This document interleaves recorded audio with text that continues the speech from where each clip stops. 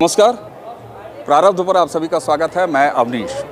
दर्शकों, प्रारब्ध के जब भी कोई वीडियोस आप लगातार देखते हैं तो हम अपने स्टूडियो में बैठे होते हैं, अलग अलग विषयों पे हम अपने अलग अलग अतिथि वक्ताओं से बात करते हैं। लेकिन आपका प्रारब्ध अब प्रयागराज के महाकुंभ में और महाकुंभ में जो पहला कंटेंट हम प्रयागराज महाकुंभ से बना रहे हैं वो उत्तर प्रदेश का, ये जो आप देख रहे हैं ये उत्तर प्रदेश संस्कृति विभाग का एक मंडप है जहाँ पर कुंभ का जो पौराणिक महत्व है और उसी के साथ साथ कुंभ का आधुनिक काल में, यानी जब अंग्रेज आए या जब से हमारे पास फ़ोटोज़ हैं पांडुलिपियों के अलावा, जहाँ से फ़ोटोज़ शुरू होते हैं, जहाँ से डॉक्यूमेंटेशन शुरू होता है कुंभ का, उस डॉक्यूमेंटेशन तक भी हम आएंगे। ये वीडियो आपको दो भाग में मिलेगा। तो पहले भाग में हम कुंभ के पौराणिक महत्व पर, और हमारे साथ संस्कृति विभाग के जो रिप्रेजेंटेटिव हैं, आप संदीप जी हैं। संदीप जी, आप संस्कृति विभाग से कुंभ में आधिकारिक रूप से आपकी ड्यूटी है? जी। और मुझे पांडुलिपि एवं स्मृति जो विभाग है उसके महत्व के बारे में और पुराणों से लेकर चलिए यात्रा शुरू करते हैं। जैसे हमारे किसी भी शुभ कार्य करने के पहले श्री गणेश की स्थापना होती है। वक्रतुंड एकदंत लंबोदर विकट विघ्नराज धूम्रवर्ण, ऐसे 12 नामों का जो है संकट के समय में, विवाह के समय में, विद्या आरंभ के समय में जो है हमें स्तुति करनी चाहिए या फिर हमें उनका स्मरण करना चाहिए। इसी स्वरूप में पांडुलिपि विभाग ने श्री गणेश को यहाँ स्थापित किया है। बहुत बढ़िया। और इसके बाद अगर हम जाएंगे स्मृतियों की, ये पांडुलिपि और स्मृति, आइए चलते हैं संदीप जी के साथ अगले कुछ समय तक और जानेंगे कुंभ का पौराणिक महत्व। यहाँ पुराणों के माध्यम से, ऋषि लोमस के माध्यम से, महर्षि व्यास के माध्यम से माघ का महात्म बताया गया है कि वायु एवं पद्म पुराणों से प्राप्त विवरणों के समान ही अन्य पांडुलिपियाँ भी प्राप्त होती हैं जो माघ की पवित्रता के साथ साथ प्रयाग तीर्थराज प्रयाग और त्रिवेणी, श्री वैनी माधव एवं अन्य जो मुख्य यहाँ के घटक हैं उनको प्रस्तुत करती हैं। जैसे हम इस पांडुलिपि में ध्यान देंगे, ये महर्षि व्यास द्वारा ही लिखित है। इसमें ये कहा गया है कि ऋषि लोमस के द्वारा कि अगर हम यहाँ पे ताप, दान और स्नान आदि के द्वारा पुण्य अर्जित करते हैं तो ये सिर्फ इस जन्म की नहीं अपितु पिछले 7 जन्मों के जो हमारे पाप हैं और जो हमारी यानी विकृतियां हैं, मानसिक विकृतियां आज के आधुनिक संदर्भ में कहें, उनको नष्ट करता है, एक निर्मलता प्रदान करता है। इस पांडुलिपि के माध्यम से विशेषता ये बताई गई है कि त्रिवेणी का जो, जिसमें श्वेत जल है माँ गंगा जी का, श्याम जल है माँ यमुना जी का, और सरस्वती जी कैसे यहाँ पे उपलब्ध हैं, वो साधु संत महात्मा शंकराचार्य महामंडलेश्वर उनकी वाणी के माध्यम से जो है वो हमें सरस्वती जी प्राप्त होती है। अब इसके देखेंगे हम कि माघ महात्म का इतना बड़ा जोर जो है पौराणिक काल से अब तक कैसे व्यवस्थित हो पाया। तो उसका मुख्य जो आयोजन है वो इस तीर्थ क्षेत्र को जो लगातार सतत रख रहा है, उसका मुख्य कारण ये है कि यहाँ पे लगातार सनातन धर्म का जो जिसे कल्पवासी कहते हैं वो उसको पालन करते आ रहे हैं। अब इसमें महिमा का विस्तार करते हुए कहा गया है कि माघ शुक्ल द्वादशी, और ये सब लोग जो है कल्पवासी लोग ही यहाँ द्वादशी मनाते हैं। द्वादशी और माघ शुक्ल सप्तमी यहाँ पुआ हुआ बना के खाते हैं, एक टाइम भोजन करते हैं, सुबह स्नान करते हैं, मध्य स्नान करते हैं, संध्या त्रिकाल संध्या भी करने वाले लोग करते हैं। अब यथा सामर्थ्य के अनुसार लोग 2 टाइम भी करते हैं। अब और विकृतियां आई हैं संक्रमण काल में, तो लोग एक ही बार स्नान करके अपने आप को पुनः अर्जन के लिए सामर्थ्य बता पा रहे हैं। अच्छा, यहाँ मैं देख रहा हूँ कि जैसे इन्होंने लिखा है कि पांडुलिपि है ये माघ महात्म। जी। और लेखक व्यास। जी। तो ये व्यास मुनि वही? जी। महर्षि व्यास वही हैं, मगर जो अर्वाचीन, जैसे वो तो श्रुति परंपरा में था। हाँ। मगर ये जब लिपिबद्ध हुआ तो हमें कहीं ना कहीं जो महर्षि वाल्मीकि की रामायण है हम उसे ही मूल मानेंगे। ठीक बात। चाहे जैसे महर्षि जो तुलसी है उनकी जो रामायण लोक में प्रचारित है। हाँ। तो जिस लोगों को तो कंठस्थ है, मगर धीरे धीरे उसे लोगों ने प्रतियों के रूप में बाँचना, पढ़ना और लोगों को बांटना शुरू किया। तो इसका महत्व अधिकाधिक होने के कारण इसे पांडुलिपि जो विभाग है उसने भी संग्रहित किया। इसमें हाँ, कहा क्योंकि गया, मैं यहाँ देख रहा हूँ, जरा सा दिखाइए इसको। ये देखिए आप, यहाँ पर जो इसकी डिटेल लिखी हुई है ये पांडुलिपि है। और इस पांडुलिपि की डिटेल क्या है? पांडुलिपि माघ महात्म, उसके बाद है भाषा, संस्कृति, आयाम, इसका बताया गया है कि क्या फ्रेम साइज है, अधिग्रहण संख्या, यानी कि गवर्नमेंट ने इसको अपने आर्काइव में किस संख्या से, यानी 7201 एक इसका नंबर दिया है जी। और यह पांडुलिपि 29 मार्च 1959 को वाराणसी के श्री आर सिंह से प्राप्त की गई। इसमें आगे ही बताया गया है कि इसमें भगवान ब्रह्मा अपने पुत्र नारद को प्रयागराज के महत्व के बारे में बताते हैं। ब्रह्मा जी कहते हैं कि माघम स्नानम प्रयागे तो प्रशंति मनीषणा, हे नारद ऋषि विचारक दिव्य प्राणी सभी माघ महीने के दौरान प्रयागराज में स्नान करने से कार्य की प्रशंसा करते हैं। तो ये दर्शकों आप देखिए, जो लोग डॉक्यूमेंटेशन की बात करते हैं ना कि आपके यहाँ क्या डॉक्यूमेंटाइज है, कैसे है, तो ये इस तरीके से एक प्रयास है जिसको गवर्नमेंट ऑफ उत्तर प्रदेश संस्कृति विभाग इस तरीके से करता है और डॉक्यूमेंटेड है, सब कुछ डॉक्यूमेंटेड है। जी संदीप जी। जैसे अंगली पांडुलिपि जो है वो भी पद्म पुराण से है। इसमें कहा गया है, महत्व को बताया है कि दत्तात्रेय जी बताते हैं कि माघ महीने में पवित्र स्नान नहीं करते हैं, वे अपने मानव जन्म के अवसर को बर्बाद कर देते हैं। वे कहते हैं कि जिस प्रकार सूर्य के बिना आकाश में चमक नहीं होती और चंद्रमा के बिना नक्षत्रों में सुंदरता नहीं होती, उसी प्रकार हे राजन गंगा जैसे पवित्र स्थानों में माघ स्नान के बिना मानव जीवन व्यर्थ है। व्यर्थ है। आना है कुंभ। ये वीडियो देखते देखते अब तक डिसाइड कर लीजिए, ऐप खोलिए और कहीं ना कहीं अपनी टिकटिंग शुरू कर दीजिए। आगे संदीप जी। जी आगे माघ महात्म को पुनः वायु पुराण के माध्यम से दर्शाया गया है। इसके भी लेखक महर्षि व्यास ही हैं, संस्कृत भाषा में है ये। ऊपर संस्कृत भाषा जो है इतनी यानी कम अक्षरों में उसे समेटा गया है। साथ में ये व्यवस्था की गई है कि उसे जो प्राचीन शाही है जो पहले घोट के बनाई जाती थी ताकि वो सालों तक जो है खराब ना हो, और इसका मुख्य कारण भी यही है कि ये यथावत हमें 1959 में प्राप्त की गई है यह पांडुलिपि, जिसमें बताया गया है कि यहाँ स्नान, दान और धार्मिक गतिविधियों के सभी कार्यों को एक तरफ रखा दिया जाए और दूसरे जो हम करते हैं जैसे कार्तिक मास में करते हैं, श्रावण मास में करते हैं, तो तराजू उसके दूसरे तरफ रख दिया जाए, तो भी माघ का जो पड़ला है वो भारी रहेगा, ऐसा वायु पुराण का कहना है। आगे हम देखेंगे उसी माघ महात्म्य को वायु पुराण कहता है कि महर्षि ब्रह्मा के द्वारा नारद के बीच में संवाद है, उसमें माघ स्नान के बारे में कहा गया है। और भगवान ब्रह्मा का जो परामर्श है वो यह है कि शुभ महीने के दौरान प्रातः स्नान करने चाहिए। ज्योतिष शास्त्र के अनुसार जब सूर्य मकर राशि में प्रवेश करता है तो व्यक्ति अपने घर या गांव से निकलकर किसी प्राकृतिक जल स्रोत में स्नान करता ही है। यह हमारे ग्रामीण परिवेश में भी देखा गया है। बिल्कुल बिल्कुल। हमारे घर में ही बाल्टी के हम तिल का आच्छादन करते हैं शरीर में, और वहाँ से ही गंगा, सरस्वती, सिंधु ऐसा जो उल्लेख करते हुए अपने आप को स्नान करवाते हैं और माघ का जो है पुण्य लाभ लेते हैं। ये भी वायु पुराण की ही अच्छा उसी का, हाँ ठीक है।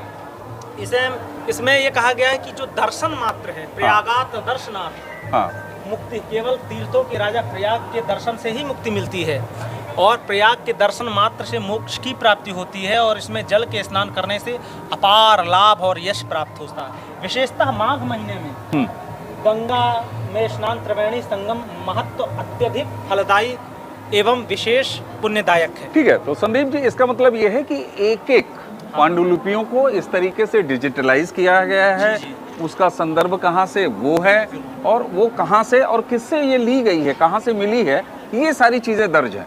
तो इसमें ये तो क्रमवार बड़े विस्तार से इसको पूरा बताया गया है। अच्छा, अगर मैं यहाँ आऊँ, यहाँ से ये एंड हो रहा है, जी जी, तो जरा ये बीच में ये कुछ अलग है इससे?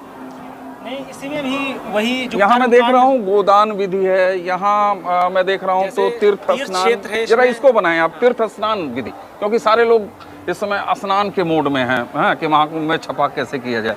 तो ये क्या कहता है ये डॉक्यूमेंट जो है? ये कहता है कि पवित्र स्थान पर व्यक्ति को सबसे पहले अपनी क्षमता के अनुसार दान करने चाहिए, दान के बाद स्नान करना चाहिए। अच्छा। जैसे ये लोक में भी परंपरा है, पहले खान पान दान, विभिन्न क्षेत्रों में हम जाएंगे तो पहले खाना खिलाते हैं, फिर उसे कुछ दक्षिणा आदि जो भी अपने अनुसार होता है, और फिर उस खान पान दान, इस 3 की परंपरा है।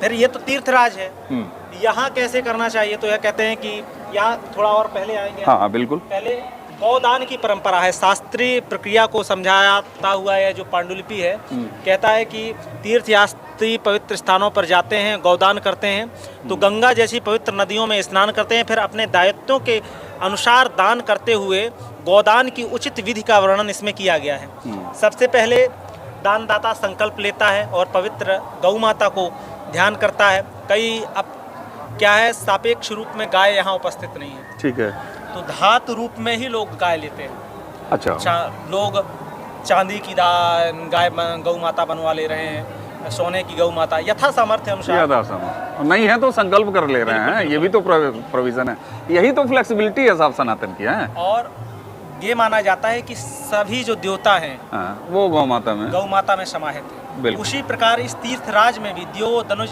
किन्नर कर्षणी साकल सादर आहे मजे त्रिवेणी, यानी यहाँ पे स्नान करते हैं द्यो धनुष किन्नर, और अपने आप को जो है पवित्र करते हैं।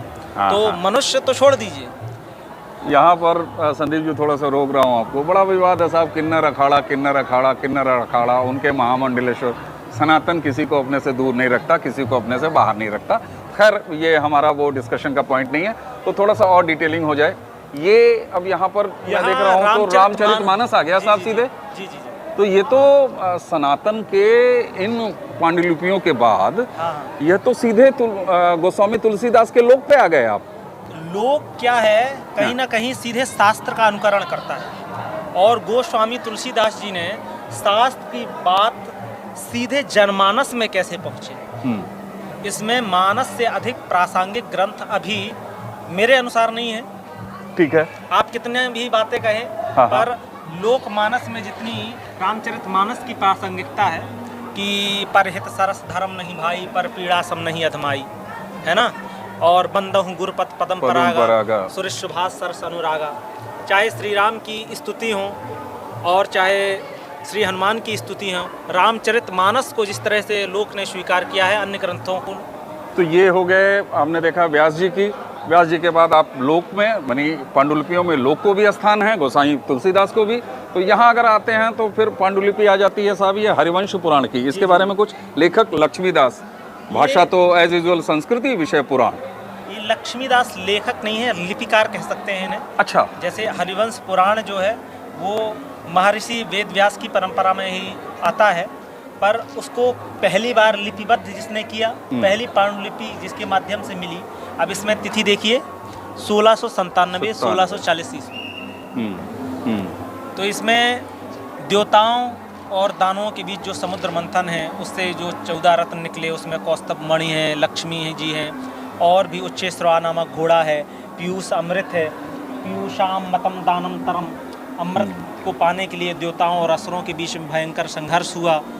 इस दौरान कुल जो कलश है उसको लेकर कुछ भी बूंदें जो है, 4 बूंदें जो पृथ्वी में गिरती हैं, जहाँ पे 4 कुंभ लगते हैं, जिनमें प्रयाग, उज्जैन, हरिद्वार, नासिक, 12 वर्षों में ये हमें प्राप्त होता है कुंभ। अच्छा, एक ये और अलग पांडुलिपि दिख रही है जो है कि विष्णु पुराण की। बिल्कुल। तो इसका जरा इस संदर्भ में क्या है ये? भगवान धन्वंतरी जो है स्वयं उस समुद्र मंथन से प्रकट हुए हैं। उसको इस जो विष्णु पुराण है उसमें ततो धन्वंतरे देवः श्वेतांबर धरा, श्वेत वस्त्र धारण किए हैं जो अंबर से आच्छादित लग रहे हैं।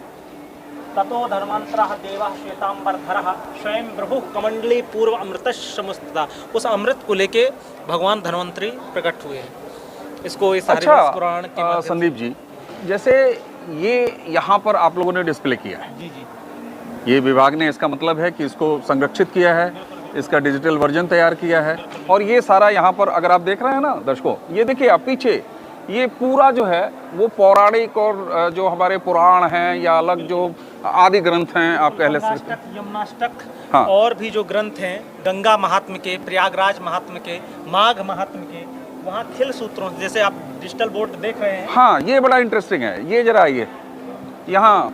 हाँ, तो डिजिटल बोर्ड के माध्यम से जो नए युवा पीढ़ी आ रही है, हाँ, वो अपने आप को डिजिटलीकरण में सरलता से समाहित कर ले रही है। तो इसलिए जो आप जरा उधर रहिए, यहाँ इसका ऑडियो ओवरलैप करेगा, आप यहाँ से कमेंट्री कीजिए, मैं जरा से इसको डिजिटली पढ़ के दिखाता हूँ। जैसे आप उसके होम में जाएंगे,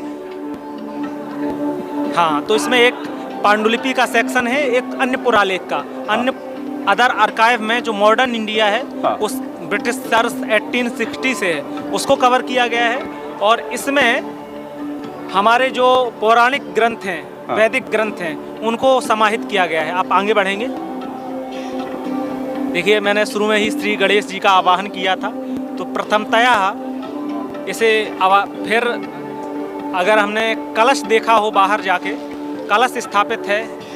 और इसके बाद फिर ऋग्वेदिक काल में इमम चा गंगे यमुने सरस्वती, उसी का एक ये वर्जन है जिसको आप जो वैदिक वर्जन है, इस तरीके से देख सकते हैं। और ये अन्य पुरालेख, तो इसमें भी आप जाएंगे तो इसमें भी इसी तरह से आपको मिलेगा, ये है ना। जी जी, माघ महात्म्य की पौराणिक कथाएं जो हैं, इसको संदर्भित किया ये गया है। इसका मतलब है दर्शकों कि आप चाहे जिस विधि से ग्रहण करना चाहते हो कुंभ के पौराणिक संदर्भों को, कुंभ के पौराणिक जो ज्ञान है उनको, संदीप जी के साथ पिछले 15-1 मिनट का ये वीडियो संभवतः हो गया है, तो हमने पौराणिक इसमें कवर किया, जहाँ पर विभाग, उत्तर प्रदेश संस्कृति विभाग इसको किस तरीके से संरक्षित कर रहा है। अच्छा, ये तो मान लीजिए मेला है, अंत में बता दीजिए ये सारा कुछ, मान लीजिए आज महाकुंभ है, समाप्त होगा, ये सारा कुछ का कहीं अस्थाई भी कोई स्थान है? उत्तर प्रदेश ने सरकार ने कहीं कोई व्यवस्था करी है? बिल्कुल, जो उत्तर प्रदेश शासन का आर्काइव है और साथ में पांडुलिपि एवं स्मृति विभाग है, उसमें इसका जो PDF फॉर्म है और जो पुस्तक रूप में है, ऑनलाइन भी आर्काइव up.nic.in, इस पे पीछे जाएंगे। अच्छा, इसमें एक चीज़ें और तो देख लें। हाँ, आइए आइए। पांडुलिपियाँ ऐसी हैं, हाँ, जो अत्यंत महत्वपूर्ण है, साथ में वो अपने लोक मंच को भी लिए हुए हैं, जैसे ये मधुबनी पेंटिंग, मधुबनी पेंटिंग से, ठीक ठीक ठीक। यानी ये बता रहा है कि यहाँ पे श्रृंगवेरपुर जो निकट है प्रयागराज के, यहाँ पहले भी एयरपोर्ट था और यहाँ पे पुष्पक विमान उतरा है। यहाँ निषाद सुना हरि आए, नाव नाव के लोग बुलाए। ठीक है, ये पुष्पक विमान है, भगवान आए हैं, यानी ये जलमार्ग, बिल्कुल, और ये वायुमार्ग, बिल्कुल बिल्कुल। यहाँ पे आगे भी हाँ, भगवान सीता को इंगित करते हुए भगवान श्री राम कहते हैं, पुनि देखी सुरसरी पुनीता राम कहा प्रणाम करो सीता। ठीक है, तो लोग ने भी उसका खूब अनुसरण किया है और अपने में समाहित किया है। देखिए ये जो पेंटिंग्स है, लगभग 50 या 60 वर्षों पूर्व उत्तर प्रदेश ने इसे संग्रहित किया था शासन ने। ये उस समय एक बड़ी बहुमूल्य पेंटिंग्स थी, पर ये हमारे आर्काइव के पास आज भी सुरक्षित है। एक और पेंटिंग हम दिखाते हैं यहाँ पर, हाँ, जहाँ पे प्रेम प्रीत बोले रघुराई, हरख उठाए लेन उर लाई। यहाँ पे श्रृंगवेरपुर में जो प्रयागराज के निकट है, वहाँ पे निषाद राज से पुनः भगवान मिले हैं। हाँ, तो इसलिए श्री राम का भी अनन्य जो प्रेम है वो प्रयाग पे वर्षा है। महर्षि जो भरद्वाज है, उनका आश्रम रहा है, ये तो आप सभी लोगों को विदित ही है। बिल्कुल। तो दर्शकों, ये उत्तर प्रदेश संस्कृति विभाग ने किस तरीके से संरक्षित किया है जो पौराणिक पार्ट है। अब इसके बाद ये मॉडर्न पार्ट भी है हमारे पास, जिसको आप आधुनिक कह सकते हैं, जिसमें आपको ये मिलेगा कि 1909 में कुंभ हुआ, कितने लोग आए, उसके डॉक्यूमेंट्स हैं। वो हम अगले एपिसोड में कवर करेंगे संदीप जी के साथ। संदीप जी, आपका बहुत बहुत धन्यवाद। आपको अभी आधुनिक काल की यात्रा करानी है कुंभ के इतिहास से। Thank you.